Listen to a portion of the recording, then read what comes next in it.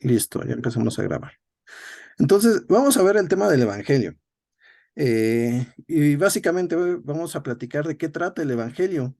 Eh, esta palabra de Evangelio, ¿se acuerdan que hablábamos de palabras que tiene que ver con, que no fueron totalmente traducidas al español, sino que se transliteraron, de así como se quedó en el idioma original, se pasaron tal cual al español, como es el caso de Cristo, como es el caso de iglesia? Pues bueno, evangelio es una de esas palabras, que pues su significado es una buena noticia sí, una buena noticia, pero que se quedó como evangelio por toda la implicación teológica que tiene esa palabra, teológica e histórica. Entonces, si ustedes leyeron alguna de las escrituras que vimos y vieron el video que les compartí, pues ya tienen un poco más de noción de lo que implica la palabra evangelio. Pero, pues para ir dándonos idea de cómo estamos, pues bueno, abro la oportunidad de qué es entonces el evangelio.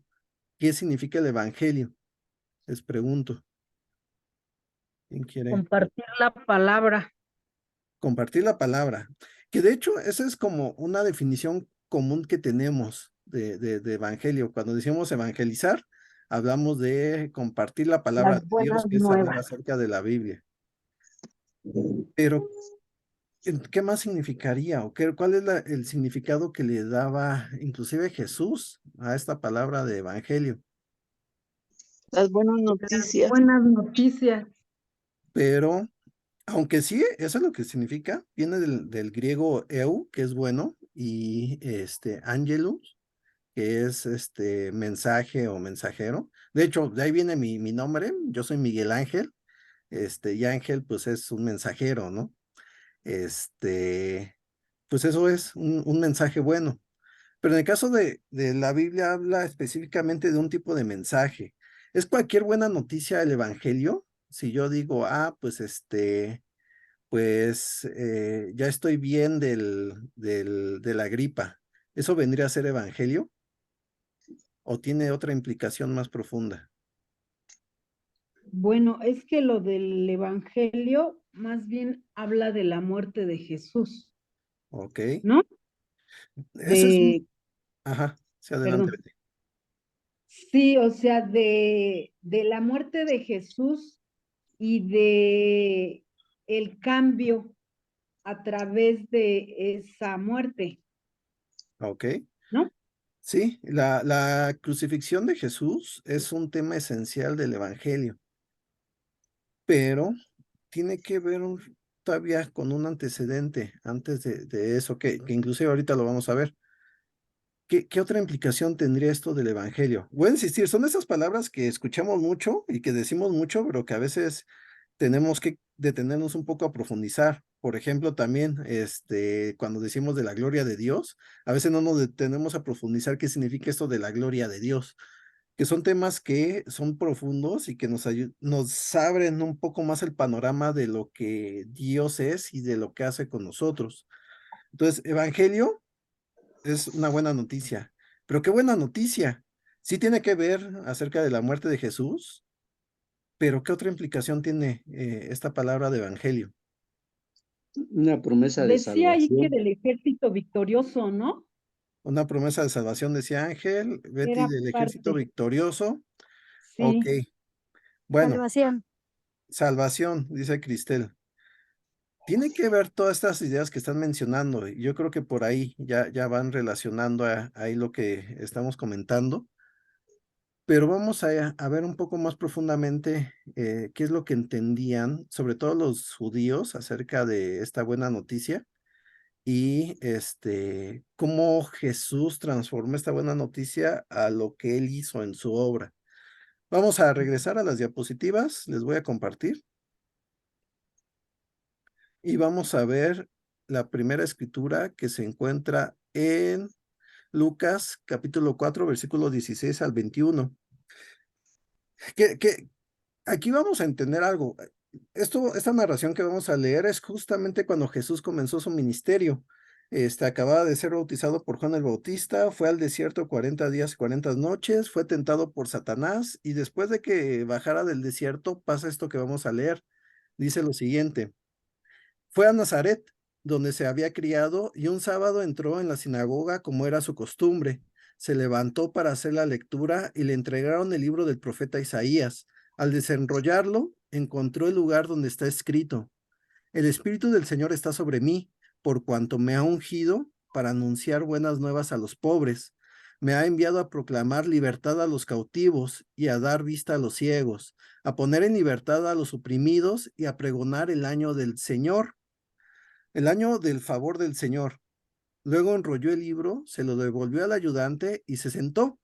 Todos los que estaban en la sinagoga lo miraban detenidamente y él comenzó a hablarles: hoy se cumple esta escritura en presencia de ustedes.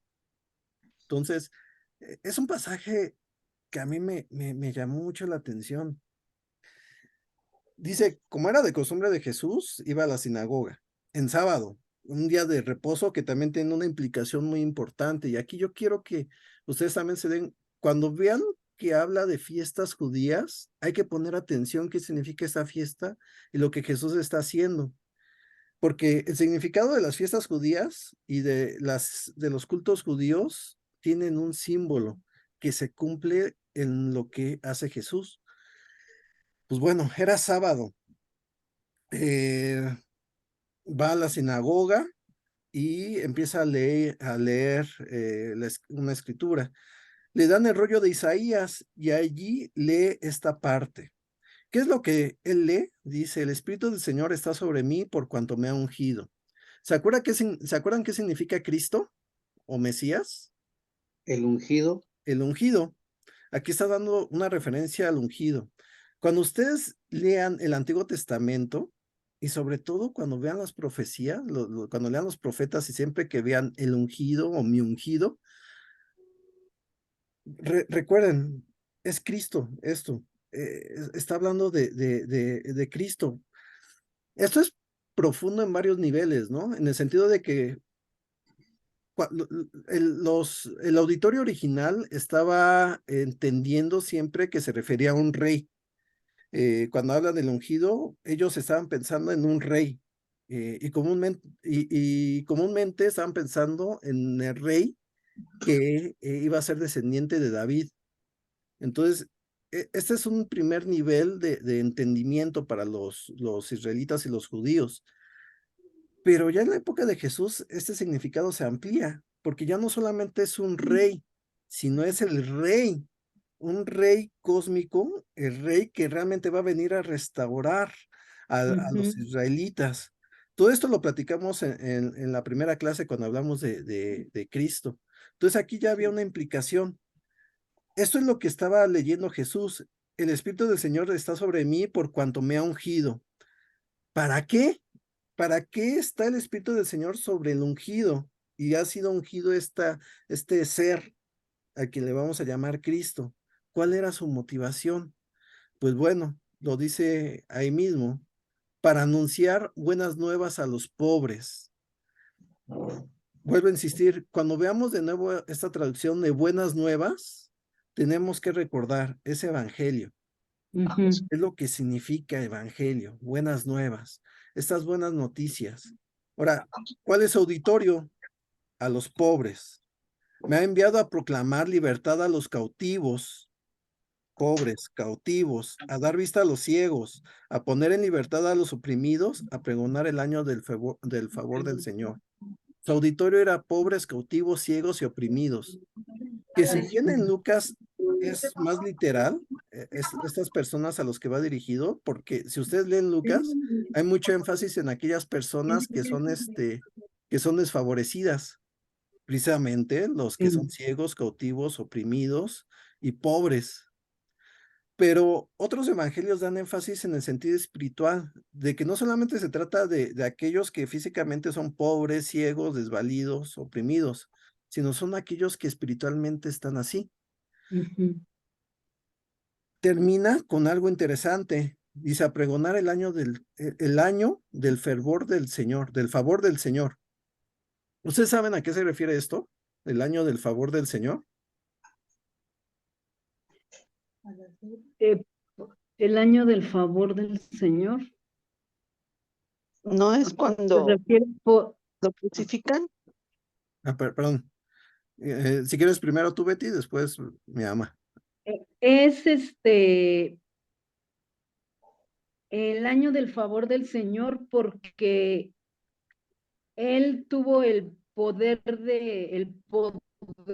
amoroso de perdonar nuestros pecados Ok, dijiste una y palabra que tiene que ver. Ajá. perdonó pues a los que lo maltrataron, Ok, ¿no? tiene mucho que ver esto que acabas de decir, pero por ahí va la idea. Todavía no queda totalmente clara. Perdón, mamá, adelante. Pues yo pienso que es dice, del año del favor que él se dio por las personas de su crucifixión para que tuviéramos la oportunidad de ser salvos. Pienso que es eso. Ok, tienen la idea, pero esto lo tenemos que relacionar con una práctica judía y que está en la ley. No sé si han escuchado acerca del año del jubileo. El año del jubileo tiene que ver con después de 7 veces 7 años, hay un año en que se perdona absolutamente todo, todas las deudas, en que se regresan las tierras de las personas a las que se las quitaste porque te debían algo, que hay como un borrón y cuenta nueva. Es el año del jubileo, en que realmente hay un perdón de todo y ya, o sea, ahí empieza de nuevo el conteo, digamos que de las deudas. Borrón Entonces, y cuenta nueva. perdón, Ángel, Borrón y cuenta nueva. borrón y cuenta nueva, el año del jubileo. Esto del año del favor del Señor es una referencia a eso, y es una referencia a que va a haber un momento en que se va a perdonar todo, borrón y cuenta nueva. Obviamente, nosotros ya lo podemos entender un poco mejor cuando hablamos acerca del perdón de pecados de Jesús, que tiene que ver con lo que decía Betty y lo que decía mi mamá, pero pero de eso está hablando la profecía, de eso está hablando Isaías. ¿Se dan cuenta cómo está como a diferentes niveles este entendimiento? Entonces, cuando lee eso Jesús, enrolla el rollo. Recuerdan que antes no eran un libros como tales, eran rollos. Lo No enrolla, eran lo rojos. pone, se sienta y se quedan todos pensando así que, ¿y ahora qué? Se acaba de cumplir esto, Ujú. se acaba de cumplir. Entonces, hoy se cumple esta escritura en presencia de ustedes. ¿Quién es ese ser que era el ungido del Espíritu Santo? Jesús. ¿Y a qué vino? A proclamar las buenas nuevas, el Evangelio, a aquellas personas desfavorecidas, aquellas que lo necesitaban y que sabían que lo necesitaban. Vino a traer estas noticias. Ojo, esto no solamente, no es la totalidad del Evangelio, pero es una parte muy importante. Vamos a seguir complementando esta idea de lo que es el Evangelio con la siguiente escritura, que les voy a compartir. Lo que leyó Jesús es una porción de Isaías, pero en Isaías hay más partes que refieren acerca de las buenas noticias y partes que tienen que ver más con esta idea de un rey y de un reino restaurado. Vamos a leer para ello Isaías capítulo 52, versículo 7 al 10, que dice lo siguiente: Qué hermosos son sobre los montes los pies del que traen buenas nuevas, de nuevo esta Ujú. palabra, del que proclama la paz, del que anuncia buenas noticias, del que proclama la salvación, del que dice a Sión, tu Dios reina. Escucha, tus centinelas alzan la voz y juntos gritan de alegría, porque ven con sus propios ojos que el Señor vuelve a Sión. Ruinas de Jerusalén prorrumpan juntas en canciones de alegría, porque el Señor ha consolado a su pueblo, ha redimido a Jerusalén. El Señor desnudará su brazo a la vista de todas las naciones, y todos los confines de la tierra verán su salvación de nuestro Dios. Esto es lo que está escrito en Isaías. Varias anotaciones aquí. Una es el contexto. ¿Qué estaba pasando para que Dios, qué estaba pasando con los judíos para que Dios escribiera esto? ¿Sí se acuerdan? ¿Sí saben cuál era el contexto? ¿Qué estaba pasando aquí? Ok, creo que no. Les voy a explicar. Resulta que el reino de Israel se había dividido en dos, en el reino del norte y el reino del sur. En el reino del norte, pues de plano abandonaron a Dios y cada vez fue más corrupto, al punto de que Dios permitió que los conquistaran los, este, los asirios y terminaron destruyendo el reino del norte. El reino del sur, que era Judá, todavía medio continuaba, a veces tenía reyes que más o menos hacían lo que era correcto y la mayoría de las veces tenía reyes que no, que eran idólatras. Entonces llegó un punto donde ya, de plano, Dios dijo, pues ya no, ya no van a continuar siendo un reino y permitió que los babilonios conquistaran el reino de Judá. Pues bueno, el profeta Isaías, hay como dos partes donde profetiza primero la conquista de los asirios a Israel y hay otra parte donde profetiza la conquista de los babilonios a Judá. Y está en este contexto donde, pues bueno, van a ser destruidos. Su nación, una nación que era esplendorosa y que era el gran pueblo de Dios, pues por abandonarlo, van a ser destruidos y van a ser conquistados y van a dejar de ser una nación y van a ser sometidos, van a ser esclavos. Pero esto que dice Isaías es un momento de esperanza porque no se van a quedar así, destruidos, sino pues va a llegar un momento donde, en ese momento trágico de destrucción como nación, va a llegar un mensajero. Qué hermosos son los pies de los que traen buenas noticias, porque ese mensajero va a traer una noticia muy particular. ¿Qué noticia va a traer? Pues lo que dice, del que anuncia buenas noticias, del que proclama la salvación, del que dice a Sión, tu Dios reina. Lo que viene a traer este mensajero y cuáles son el motivo de estas buenas noticias es que de nuevo va a venir Dios a su pueblo. Va a venir con un rey que va a gobernar y a restaurar a la nación santa, al reino de Dios. En ese momento lo entendía como el reino israelita o el reino judío. Pero va a venir un rey con toda su gloria a restaurarlos. Va a ser un momento de júbilo, de alegría, donde el Señor va a mostrar su poder y donde vean cómo termina este poema o esta profecía. Dice, el Señor desnudará su santo brazo a la vista de todas las naciones y todos los confines de la tierra verán la salvación de nuestro Dios. Vuelvo a insistir, las profecías se ven a diferentes niveles. Lo entendían los judíos como que va a venir a restaurar el reino de Judá, pero hay vistazos de que va más allá, no solamente restaurar el reino de Judá, sino es que esta salvación va a ser todavía más amplia que una restauración de un reino físico, va más allá y va no solamente hacia los judíos, sino va hacia los confines de la tierra. ¿Sí se acuerdan que los judíos todavía están con esa mentalidad de solamente son los judíos del pueblo de Dios? Que aunque Jesús les decía, pues van a ir hacia todas las naciones, todavía tenían esa idea de es hacia el pueblo de los judíos.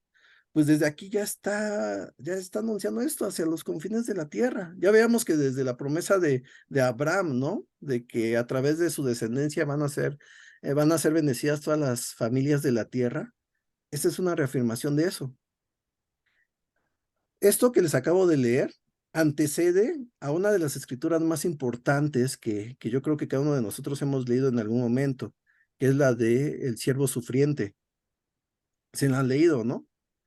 Que habla acerca de la crucifixión de Jesús, pero no le dice como la crucifixión de Jesús, sino del siervo del Señor, de todo lo que va a padecer por las iniquidades de su pueblo. Bueno, les recomiendo que lo lean, que vean ese Isaías 52, sigan leyendo y van a encontrarse con el siervo sufriente. Entonces, de eso trata el Evangelio. Trata de que va a llegar Dios a través de su ungido a restaurar al reino. Pero voy a insistir, esto tiene implicaciones más importantes, que son las que vamos a ver más adelante con la siguiente escritura. Les voy a compartir nuevamente pantalla para ver la escritura de Mateo. En Mateo, capítulo 4, versículo 12, seguimos reafirmando estas ideas que estamos viendo. En Mateo 4, versículo 12 dice, cuando Jesús oyó que habían encarcelado a Juan, regresó a Galilea, partió de Nazaret y se fue a vivir a Capernaum, que está junto al lago en la región de Zabulón y de Neftalí, para cumplir lo dicho por el profeta Isaías, tierra de Zabulón y tierra de Neftalí, camino del mar, al otro lado del Jordán, Galilea de los gentiles. El pueblo que habitaba en la oscuridad ha visto una gran luz. Sobre los que vivían en esas tinieblas, la luz ha resplandecido. Desde entonces comenzó Jesús a predicar, arrepiéntanse porque el reino de los cielos está cerca. Voy a insistir, esto también sucede justamente después de empezar el ministerio de Jesús. Es Mateo 4, acaba de ser tentado. Entonces, él está en la región de Galilea. La región de Galilea se encuentra en lo que antes era el reino del norte, el reino de Israel. Ya no era parte de Judá. Es donde es al norte de los samaritanos, de Samaria. Era una región que para los judíos, pues era una región donde no había nada bueno. De hecho, así lo dicen desde la época de Isaías. Dice que es Galilea de los gentiles. Gentiles era algo despectivo para hablar que no son judíos. De ahí iban a hacer una luz. Ahí es donde Jesús hace la mayoría de su ministerio, en Galilea, donde da a conocer el Evangelio y donde empieza precisamente a hacer ¿qué?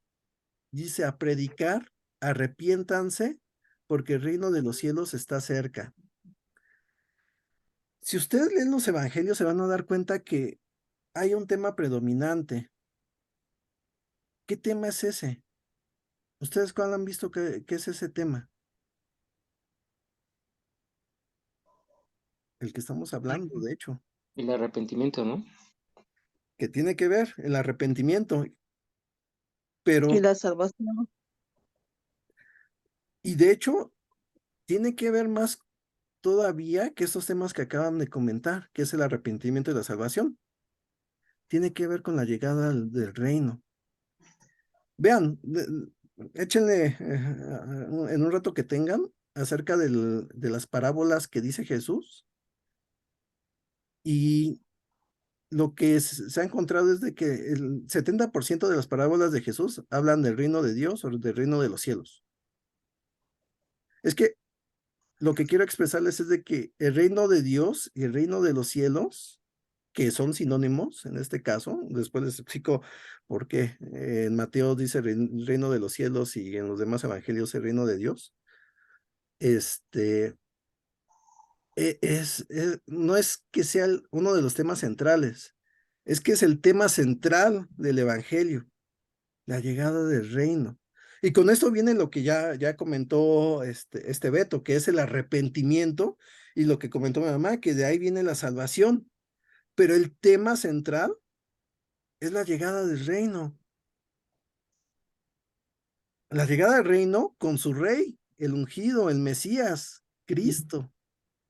Y a través de esta llegada del reino va a venir las bendiciones, que sí, de esas bendiciones es la salvación de su pueblo.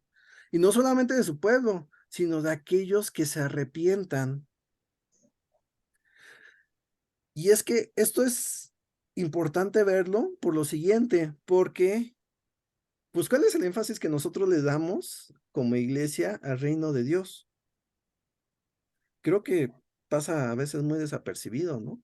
Sí hablamos de la salvación, hablamos del arrepentimiento, pero del reino de Dios como tal, pues ahí creo que falta un poco más, ¿no? Perdón, Beto, ¿ibas a comentar algo?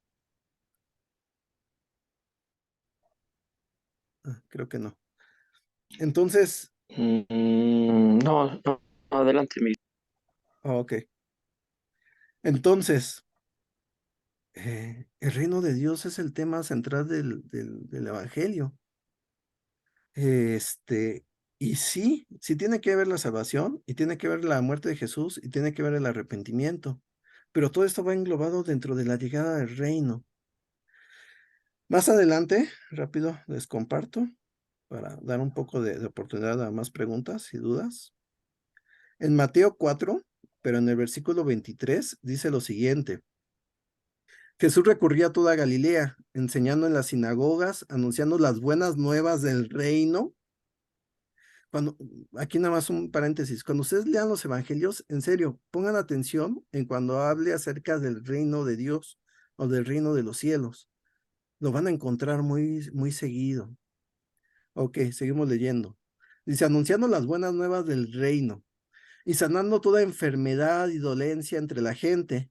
Su fama se extendió por toda Siria y le llevaban todos los que padecían de diversas enfermedades, los que sufrían de dolores graves, los endemoniados, los epilépticos y los paralíticos, y él los sanaba. Los seguían grandes multitudes de Galilea, Decápolis, Jerusalén, Judea y de la región del otro lado del Jordán. Entonces, ¿qué era lo que estaba haciendo Jesús? Pues comenzó con ese mensaje de arrepiéntanse porque el reino de los cielos está cerca, pero él siguió, y de hecho todo su ministerio siguió con este mensaje, anunciando las buenas nuevas del reino. ¿Qué implicaba eso? Que ya está cerca del reino de Dios y que, pues con él, con la llegada del reino, venía un cambio y venía un énfasis a aquellas personas que tenían alguna necesidad, a los enfermos, a los dolientes, a los a los endemoniados, a los epilépticos, a los pobres, a los hambrientos, aquellas personas que los poderosos y los gobernantes habían olvidado y que no consideraban importantes. Y a ellos es a los que principalmente llama Jesús y ayuda a Jesús con esta llegada del reino. Ese es el énfasis de su reino. Va hacia las personas que son ignoradas, hacia las personas que no son estimadas, que no consideran importantes, y con ellas empieza a trabajar. Entonces, esa es la llegada del reino. Pero vamos a detenernos un poquito aquí porque hay una pregunta que yo les quiero hacer y que tiene que ver con esto. Pues habla Jesús acerca de que está cerca del reino de Dios. Y a veces nosotros hablamos del reino de Dios diciendo que ya, que nosotros somos el reino de Dios, refiriéndonos a la iglesia. Pero aquí entonces les hago una pregunta. ¿El reino de Dios y la iglesia es lo mismo? ¿Lo podríamos tomar como sinónimo? Perdón, Beto, vi que alzaste la mano. Si quieres, comenta lo que vas a comentar y seguimos con la pregunta. Sí, fíjate que eso es lo que ahorita que mencionabas. Por ejemplo, el mensaje se lo estaba diciendo en aquel entonces Jesús a ellos, ¿no? Ajá. Y, pero era en aquel entonces, Jesús se estaba refiriendo a él mismo, que en ese entonces pues ya había llegado a los judíos, pero en ese entonces, ¿no? Que dice, arrepiéntanse porque yo ya estoy acá y ya llegó el arrepentimiento, o sea, llegué para perdonar y ustedes requieren arrepentirse, pero no quiere decir que el reino de Dios, que ya se esté culminando, por ejemplo, el final, ¿no? El final esa fue la segunda venida de Jesús, a eso me refiero. Ok. Porque si venimos a este tiempo, pues esa escritura la leemos y es como por lo que, bueno, un poquito tal vez sumando a lo que mencionas, sé que al final, pues esto no se va a acabar, todavía falta no se sabe, ¿no? Al final del día, pero sí sé que eso se va a acabar todavía yo creo que falta un ratito, ¿no? Todavía o sea, digo, no sé qué estoy diciendo que ya o no, espero explicarme, o sea, no estoy dando fecha, Ajá. pero sí hay otras herramientas externas, bíblicas, que Perdón, Beto, hablan de, tantito. Ya casi se va a acabar el tiempo. Recuerden que es ok, gratuito. Les pido que se vuelvan a conectar nuevamente ahorita que nos saque para continuar con este tema hasta las 9:30. Perdón, Beto, ya ok. si quieres continuar, a ver si todavía da chance. bueno, al final pues sé que hasta que, o sea, que también Dios tiene planeado que se ponga en paz con su pueblo nato, ¿no? Que es el pueblo judío. O sea, tanto a nosotros como los que no somos judíos, pero tenemos la oportunidad de, también requiere, pero también Dios tiene planeado ponerse en paz con su pueblo, ¿no? Entonces,